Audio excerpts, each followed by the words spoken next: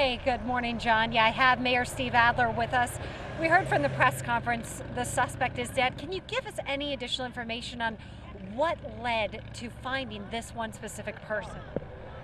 I think we'll let the specifics come out from the police chief. But we've been asking the community to pay real close attention to what's suspicious or seems out of place.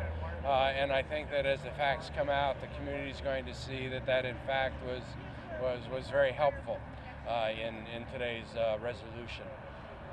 Yeah, what do you have to say to the Austin residents, Central Texas as well? Because police chief told us, Round Rock, Cedar Park, still be vigilant. What is your message to everyone?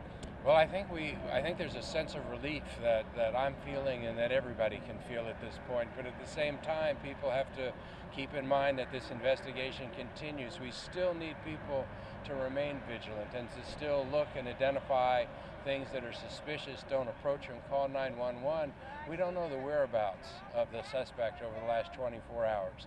So the investigation is going to continue to answer still some of the outstanding questions that we still don't have answers to. So I think those are the main thoughts for people today. Yeah, I heard the police chief mention that, and it made me think. You knew who this person of interest was. They weren't tracking this person over the last 24 hours? What? I know you're not the police chief. And I'm not. I'm going to let the chief respond to that. And have we heard anything about why at all? Because that's certainly, on all of our minds here in Austin. Why would somebody be wanting to do this?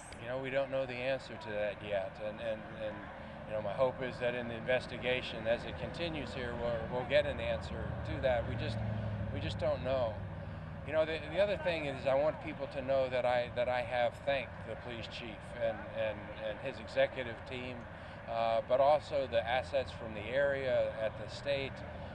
We had over 500 federal agents on the ground in Austin, not even counting the ones back in Quantico. And to watch them work together as a team, the sophistication of the resources they have, were real impressive.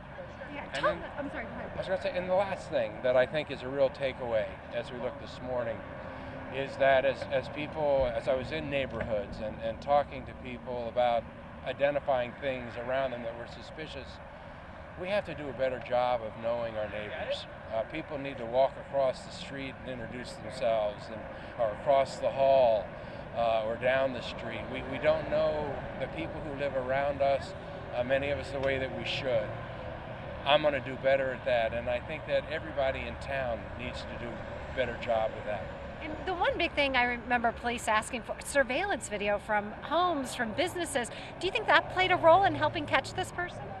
I'm going to, again, refer you back to the chief with respect to all those kinds of things. Yeah, and what's the next steps going forward, do you know, for the city with this concerning?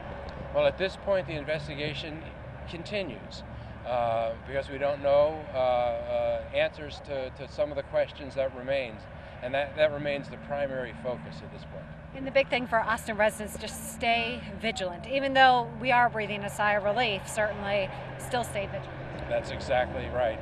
And go meet your neighbors. Go meet your neighbors. Mayor Adler, thank you so much. We certainly appreciate it. We know you've been so busy this morning. So again, the big question that we've been wanting to know is why. The mayor obviously wanting to know that as well, guys. And still so many questions left unanswered this morning.